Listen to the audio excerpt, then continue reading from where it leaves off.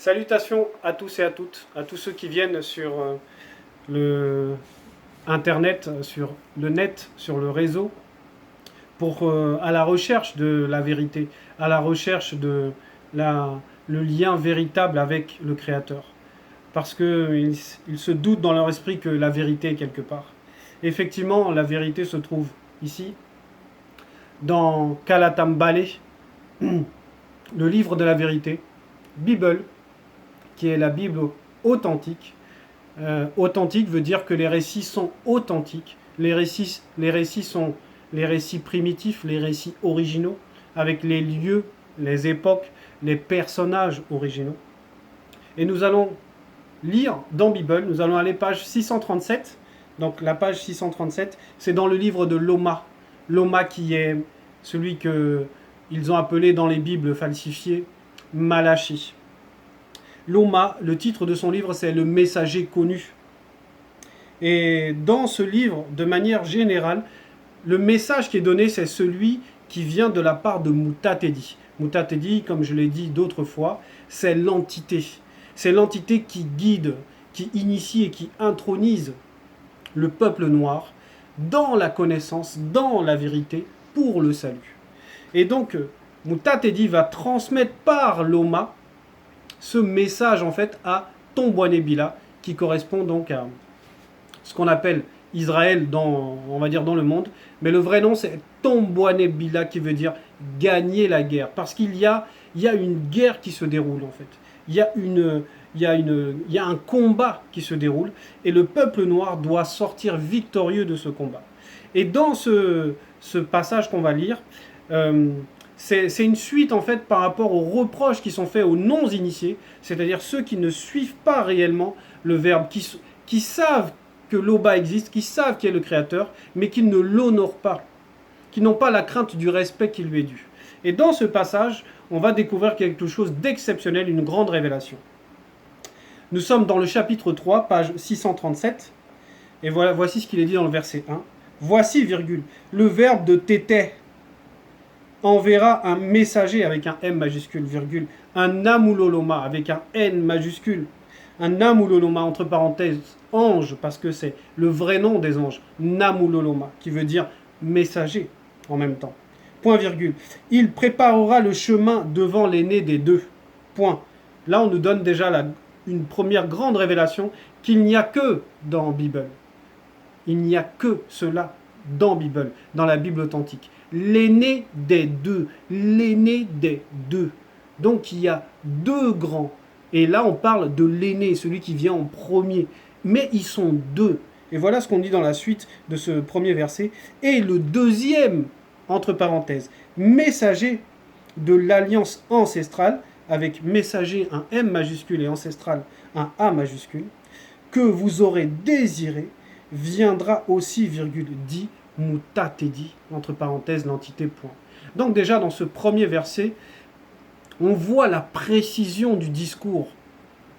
On voit on va dire, ce qui émane des entités, c'est-à-dire la vérité, avec des révélations où on révèle l'action. Et ici, dans ce premier passage, on nous révèle qu'il y a deux êtres exceptionnels, deux visiteurs qui vont venir dans le visible. Parce que à l'époque là où ça se produit, à l'époque là où Loma parle de la part de Mutatedi, le premier-né et le deuxième-né ne sont pas encore venus. Et donc on prophétise sur leur venue. Ce qui est important là, c'est, comme je l'ai dit, c'est de comprendre qu'il y a deux personnes. D'abord, il y a, on va dire, dans le récit là, on va dire, il y a trois personnes. Il y a ce messager qui vient d'abord, ce Namuloloma, c'est-à-dire cet ange, qui vient et qui prépare le chemin. Et on nous dit bien devant l'aîné des deux. Ça ne veut pas dire que pour le deuxième, il n'y aura pas un messager. Mais là, on nous donne la précision par rapport au premier. Parce que en fait, quand ce premier va venir, il est comme un roi. Et c'est un roi, mais il vient comme un roi. Donc on doit annoncer la venue d'un roi. On doit annoncer la venue de cet être exceptionnel dans le visible. Et il va y avoir donc un déploiement spirituel qui est donc, qu'on nous donne donc la révélation, la précision ici, que c'est un messager qui vient porter un message, qui vient annoncer la bonne nouvelle de l'arrivée de l'aîné des deux. Et ensuite, on nous dit aussi que ce n'est pas tout. qu'il y a un deuxième et que ce deuxième, qui lui-même est messager de l'alliance ancestrale, parce qu'il vient avec cette alliance ancestrale, parce qu'il est là pour rattacher le peuple à cette alliance, que vous aurez désiré, viendra aussi, virgule, dit Mutatedi. Donc là, il y a une grande révélation. C'est-à-dire que, en fait, tout ce qui se produit dans le visible n'est pas sans but, en fait. Et à chaque fois qu'il y a donc, on va dire un effet, c'est qu'il y a une cause. Le deuxième, celui que nous connaissons sous le nom de Zulula dans cette réalité, qui est dans notre époque, c'est parce qu'il a eu le désir de cela. Il y a eu le besoin de se reconnecter à nouveau à la vérité. Parce que beaucoup de gens de notre époque, y compris moi-même qui vous parle là, avons désiré cela, avons désiré connaître la vérité, avons désiré savoir qui est vraiment le Créateur. Pourquoi ? Parce qu'on sentait déjà que dans les Bibles, dans les religions, il y avait trop de mensonges. Il y avait des choses incohérentes, illogiques, qui ne pouvaient pas, ne correspondaient pas à l'intellect que nous avions. Parce que nous cherchions la vérité. Et nous savions que s'il y a plusieurs voix qui disent qu'elles sont la vérité, c'est qu'il n'y a pas la vérité là-bas. Donc, on nous annonce quelque chose de grandiose, deux visiteurs exceptionnels qui vont venir dans le visible. Et on nous dit ceci dans le verset 2. Qui pourra soutenir la manifestation du jour de la connaissance interdite ? Point d'interrogation, on va s'arrêter là d'abord. Déjà là, il y a des termes qui sont complètement mystérieux. On nous dit ici, qui pourra soutenir ? Et soutenir, ça veut dire quoi ? Parce que c'est vraiment important là de comprendre le choix des mots là qui est donné. Soutenir, ça veut dire tenir en place. Ça veut dire maintenir quelque chose ou quelqu'un debout. Qui pourra soutenir la manifestation du jour de la connaissance interdite ? Ça veut dire que lorsque ces deux vont se manifester, chacun à leur époque précisément, c'est le jour de la connaissance interdite. Et la connaissance interdite, c'est exceptionnel. Parce que ce qui est interdit veut dire que ça n'est pas autorisé. Qu'il y a un verrou, il y a une loi, il y a un blocage en fait. Et cette connaissance interdite, qui a, on va dire, plusieurs facettes, mais qui va être le premier et le deuxième, c'est ce qu'on appelle la connaissance interdite, parce qu'il porte cette connaissance interdite. Et maintenant, c'est quoi la connaissance interdite ? Parce que, effectivement, interdite veut dire que c'est pas tout le monde qui a accès. Comme, on va dire, ils ont copié un peu cela avec on va dire, dans la Chine impériale, où on disait la cité interdite. Voilà, pour parler, on va dire, de Beijing, de Pékin, qui était la cité interdite. C'est-à-dire qu'on ne pouvait pas, n'importe qui de profane ne pouvait pas entrer dans cette cité. Et ça, c'est très très important, cette notion d'interdit. Parce que cette notion d'interdit veut dire que, à moins qu'il y ait une grâce, ça n'est pas révélé. On ne révèle pas ce qui est caché dans cette connaissance. Et la connaissance interdite, c'est la connaissance qui est mystérieuse. C'est aussi la vérité qui est révélée. C'est ce qui est donné, c'est ce qui se déverse actuellement dans le visible. C'est toute cette connaissance qui est interdite à certains, à ceux qui ne sont pas dignes de l'entendre, de la comprendre, ceux qui vont avoir les yeux ouverts, les oreilles ouvertes naturellement, mais dont l'intellect, dont l'entendement, dont l'intelligence va être voilée. C'est pour eux que c'est interdit. Mais pour ceux qui sont sous la grâce, c'est révélé. C'est la révélation, c'est de révéler l'action. Parce que révéler l'action permet de connaître le sens. Et c'est la connaissance. La connaissance veut dire connaître le sens des choses, la direction, le chemin qui est donné à l'homme. La suite nous dit, qui restera debout quand elle apparaîtra ? Point d'interrogation. Et là, il y a plusieurs dimensions dans ces paroles, mais on va rester sur la dimension par rapport au premier-né et au deuxième-né. Oui, puisque comme je le disais, soutenir, ça veut dire rester debout. Ça veut dire rester en place. Et là, on nous dit, qui restera debout ? Voilà. Parce que dans un sens, le fait de soutenir, c'est aussi le fait de résister. C'est le fait de venir essayer de s'opposer à. Oui. Et là, on nous dit qui restera debout. En gros, qui ne va pas plier genou? Qui va résister à cette révélation interdite, à cette connaissance interdite? Qui pourra le faire? Qui aura le pouvoir de le faire? Si ce n'est ceux à qui on permettra, par la grâce, et parce qu'ils sont dignes de cela, de pouvoir tenir, de pouvoir absorber cette connaissance interdite. Car la manifestation de la connaissance interdite sera comme le feu du fondeur, virgule, et comme la lessive des blanchisseurs, point. Donc on nous explique, quelque part, on nous explique le but de cette connaissance interdite. Pourquoi elle vient dans cette réalité du visible, de la chute? Pourquoi elle se manifeste? On nous dit, elle sera comme le feu du fondeur, c'est-à-dire qu'elle va fondre, elle va déstabiliser, elle va détruire, elle va annihiler, elle va anéantir, elle va purifier, parce que c'est par le feu qu'on va purifier. Et on dit le feu du fondeur, c'est-à-dire qu'on nous donne une précision que ce feu-là, c'est celui du fondeur, et le fondeur doit fondre le métal. Et c'est quelqu'un d'expérimenté, parce que fondre le métal, ça se fait avec, on va dire, ce sont des personnes expérimentées qui fondent le métal. Ce sont des personnes qui manipulent le feu avec précision. Donc ce sont des experts. Ce sont des experts, les fondeurs. Ce n'est pas n'importe qui peut fondre du métal. Il y a de la connaissance à avoir. Il y a une maîtrise à avoir pour pouvoir fondre le métal. Pour ne pas qu'il soit complètement, on va dire, détruit et en même temps qu'il révèle sa vraie nature. Parce que le but de fondre le métal, de fondre de l'argent, de fondre de l'or, c'est de révéler la vraie nature de ce métal. Et on nous dit, et comme la lessive des blanchisseurs, parce qu'effectivement, il y a d'abord éprouvé, il y a d'abord le nettoyage, et ensuite, il y a effectivement la révélation de la purification. Parce que le blanchisseur qui utilise la lessive, c'est pour blanchir, et blanchir ici, ça veut dire purifier, ça veut dire nettoyer, ça veut dire rendre digne pour le salut. Donc, il y a beaucoup de notions derrière la connaissance interdite qui se déverse comme actuellement dans le visible. C'est ce qu'on voit. On voit le travail du deuxième-né de toute la création. On voit la connaissance illimitée qu'il a. On voit qu'il règne en fait. Ce qui nous amène dans le verset 3.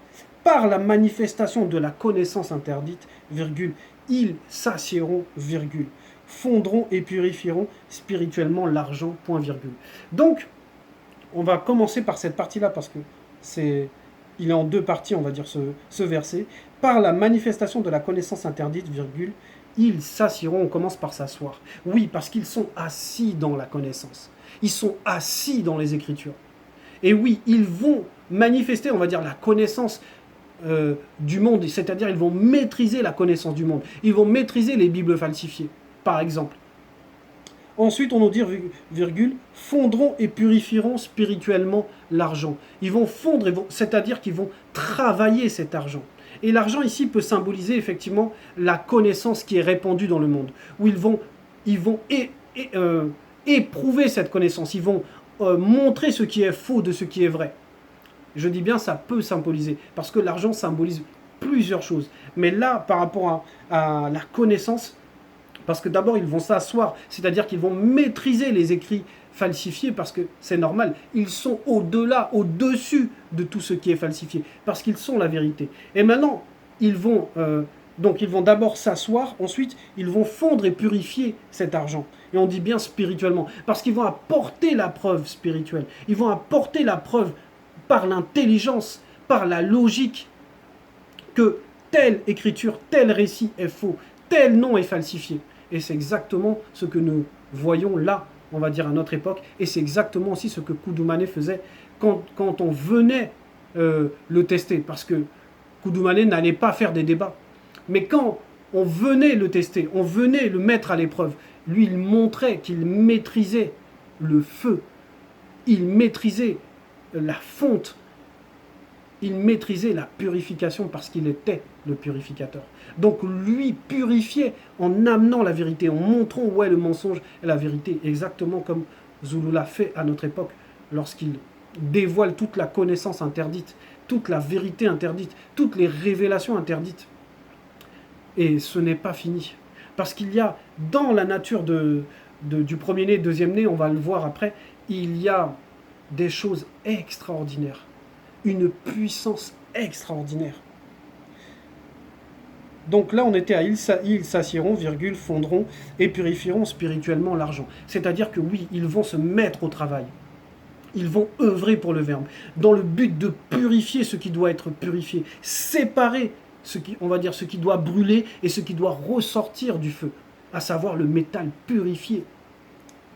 Point virgule, ils, et cette fois avec une majuscule, ils purifieront les fils de Kakea, virgule. Ils les épureront spirituellement comme on épure l'or et l'argent. Point. Donc là, c'est spécial parce qu'on nous donne ici une précision. Il avec le il majuscule, donc on va dire les êtres supérieurs, les êtres spirituels même, parce qu'il s'émane d'au-delà du spirituel, mais néanmoins ce il-là va considérer les êtres spirituels. Parce qu'on s'adresse à une catégorie de personnes. On nous dit ici, ils purifieront les fils de Kakea. Et les fils de Kakea, ce n'est pas n'importe qui. Parce que ces deux-là sortent de Kakea aussi. Ces deux-là sortent de Kakea. Parce que Kakea, c'est ce qu'on appelle les Lévis. Et les Lévis ont une fonction cérémonielle, ont une fonction hautement sacrée. Ce sont des sacrificateurs spirituels. Les Lévis ont une position redoutable spirituellement. Donc il faut purifier les fils de Kakea, c'est-à-dire tous ceux qui vont être, on va dire, attachés au service du Verbe. Eux là, c'est ce qu'on appelle les Kakea, ceux qui vont exhorter, ceux qui vont enseigner, eux doivent être complètement purifiés par les deux purificateurs Sawa qui sont des Kakea aussi. Virgule. Ils les épureront spirituellement comme on épure l'or et l'argent. Et pour mieux comprendre comment ça se passe, avec quoi on épure, quelle est la puissance de la connaissance interdite, on va aller dans le livre de Wanja, c'est page 500. Le livre de Wanja, page 500, c'est le chapitre 11. Wanja correspond à Ésaïe dans les Bibles falsifiées. Et voici le titre de ce chapitre 11. On va lire les 3 premiers versets. Les deux guerriers. Parce que, comme on a vu tout à l'heure, Mutatedi s'adressait à Tombouanébila. Tombouanébila qui est Israël, qui veut dire, Tombouanébila veut dire gagner la guerre.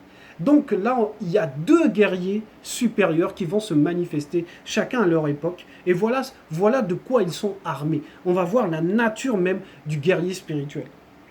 Un fils, donc chapitre 11, Wanja, page 500, les deux guerriers. Un fils sortira spirituellement et prophétiquement de la tribu Sawa, qui est issu de la lignée de Kakea, entre parenthèses, Lévi. Comme une branche sort d'un vieux tronc. Point. Un deuxième fils poussera spirituellement et prophétiquement à partir de ses racines. Donc voilà, on nous montre déjà qu'il va y avoir deux guerriers, puisque les prophéties sur le premier-né et le deuxième-né datent depuis longtemps. Mais là, on le voit, avant même le livre de Malachi, il y avait déjà le livre de Wanja qui parlait de ces deux personnages exceptionnels. Verset 2, le Mundi Musangi, entre parenthèses Saint-Esprit, de Loba, reposera sur eux, avec un E majuscule, sur eux, sur ces deux fils exceptionnels. 2 points. Mundi, entre parenthèses, esprit de sagesse primordiale et d'intelligence mystérieuse primordiale. Là, ce sont des termes, mais d'une profondeur et d'une puissance phénoménale. Ça ne peut pas être dans les Bibles falsifiées. C'est de la haute connaissance. On va dire, ce sont des hautes fréquences verbales. Lorsqu'on lit Mundi de sagesse primordiale et d'intelligence mystérieuse primordiale, mais là, ils sont au-dessus de tout ce que nous-mêmes, on pourrait connaître de soi-disant de personnes qu'on dit savants. Là, c'est la sagesse primordiale, c'est l'intelligence primordiale. Mais on ne va pas rentrer dans l'explication de ce primordial. Qu'est-ce que ça veut dire? Mais c'était au départ déjà, au départ de toute chose. Virgule, Mundi, entre parenthèses, esprit, de conseil divin et de force spirituelle primordiale, avec le P majuscule à chaque fois, virgule, Mundi de connaissance interdite et de crainte du respect qui est dû à l'Oba. Point. Mais là, c'est juste majestueux. Ça veut dire que ces deux guerriers-là, mais c'est normal qu'on nous dise, si on retourne dans notre passage, même dans le verset, dans notre chapitre 3, même quand on nous dit dans le verset 2, qui pourra soutenir la manifestation du jour de la connaissance interdite? Mais qui peut se tenir debout? Parce que devant le roi, on courbe, on se courbe. Devant la connaissance interdite, on se courbe. Parce que là, la connaissance interdite est issue de la sagesse primordiale, issue de l'intelligence mystérieuse primordiale. Ce sont des profondeurs exceptionnelles de connaissance. Ça veut dire que la connaissance interdite est la vraie connaissance parce qu'elle est illimitée. Ça, c'est la connaissance. La connaissance véritable, c'est celle qui est illimitée. Voilà pourquoi là on nous a dit primordiale, parce que elle était là au tout départ. C'est la première. La sagesse ou l'intelligence. Et c'est ça qui amène à la connaissance. On continue. Le verset 4. Mundima Beko qui s'est dit s'approchera spirituellement de vous devant les initiés en chef pour le jugement, virgule, et se hâtera de témoigner contre les enchanteurs, les adultères, virgule, contre ceux qui parlent faussement, virgule, contre ceux qui oppriment la veuve et l'orphelin, virgule, qui font tort aux blancs et aux sans mêlés, qui ont eu la grâce d'aimer la loi du verbe de tété, virgule, ceux-là qui ne respectent pas le verbe de tété, virgule, dit Moutat et dit. Ça veut dire que après qu'il y ait purification, il y a une autre mission aussi. C'est que la purification, elle est là pour séparer, on va dire, deux camps. Ceux qui sont disgraciés et ceux qui ont mérité d'être sauvés. Ça veut dire qu'il y a un jugement qui sera prononcé après le passage de ces deux personnages. Parce qu'on nous parle bien de ces deux personnages. Et là, dans le verset 4, on nous dit que c'est Mundima Beko qui s'est dit maintenant, qui va donc, ce qui s'approchera spirituellement de vous, devant les initiés. Ça veut dire que les noirs qui n'auront pas été fidèles au verbe, qui n'auront pas eu la crainte du respect qui est dû à l'Oba, vont rentrer en jugement. C'est pour ça qu'on nous donne la précision dans le passage quand on nous dit « qui font tort aux blancs et aux sans mêlés, qui ont eu la grâce d'aimer la loi du verbe de tété ». Parce que ces noirs-là vont passer au jugement. Donc on les avertissait qu'il fallait revenir au verbe. Il fallait retrouver l'amour qui avait déjà été donné par le verbe. Parce que les noirs avaient été infidèles. Les non-initiés avaient été infidèles. Verset 5. Car le verbe de tété ne change pas. Oui, parce que le verbe est fidèle. Parce que l'homme noir est infidèle, le verbe de l'Oba, lui, ne change pas. L'homme noir a changé. Le non-initié a changé, s'est détourné, est parti dans l'idolâtrie de la créature, que ça soit celui qu'on appelle Jésus ou les autres religions. Ce sont tous leurs dieux, toutes leurs divinités, tout ça, ce sont des créatures. L'Oba n'a ni commencement ni fin. Il n'est contenu dans aucun endroit. Il n'est nulle part parce que rien ne peut le contenir. C'est le créateur, il n'est pas dans la création. Il ne rentre pas dans la création, quelle que soit la forme qu'on pourrait imaginer qu'il aura pu prendre. Il est au-delà de toutes ces choses. Et là, on nous dit, car le verbe de tété ne change pas. Oui, il n'y a pas d'immuabilité. Pourquoi? Parce que c'est la perfection, le verbe. Verset 6. Depuis le temps de vos pères initiés, virgule, vous vous êtes écartés des ordonnances divines avec un D majuscule, virgule. Vous ne les avez point observées. Point. Revenez au verbe de tété, virgule, et il reviendra à vous, virgule, dit Moutat et dit. L'entité, point. Et vous dites, deux points, en quoi devons-nous revenir? Oui, parce que c'est en plusieurs fois dans ce discours-là de Moutat et dit que transmet l'Oma, il y avait toujours cette réponse, mais qu'est-ce qu'on a fait de mal? Qu'est-ce qu'on ne fait pas bien? Et là, c'est par rapport à ce passage, c'est en quoi devons-nous revenir? Qu'est-ce qu'on ne fait pas bien? Mais ils le savent. On le voit, l'homme noir remplit les églises, remplit les mosquées. L'homme noir est... Quand on va en Afrique, c'est la poubelle spirituelle. Il y a des églises de toutes sortes. Les noirs prient tous les jours, mais sont dans le faux, sont dans le mensonge. Et lorsqu'on leur apporte la vérité, pour eux, mais ça change quoi que le Christ soit noir? Ça change quoi pour eux? Eux, ils sont persuadés que le Sauveur, c'est Jésus. Alors que Jésus n'existe pas. Alors qu'on leur a montré des preuves, qu'on leur montre dans les écrits falsifiés, qu'on leur dit que la Bible est l'histoire du peuple noir, que les autres ont changé les époques, changé les noms, pour ne pas qu'on voit que c'est l'histoire de l'homme noir. Parce que l'homme noir est l'homme, on va dire, le reflet du spirituel. C'est l'homme spirituel, l'homme noir. Et malgré cela, quand on leur apporte ces révélations, quand on leur redonne leur identité, ils ont fermé leur cœur, ils ont durci leur cœur, parce qu'ils sont idolâtres. Ils adorent la créature. Voilà, c'était le message. L'Oba est toujours glorifié.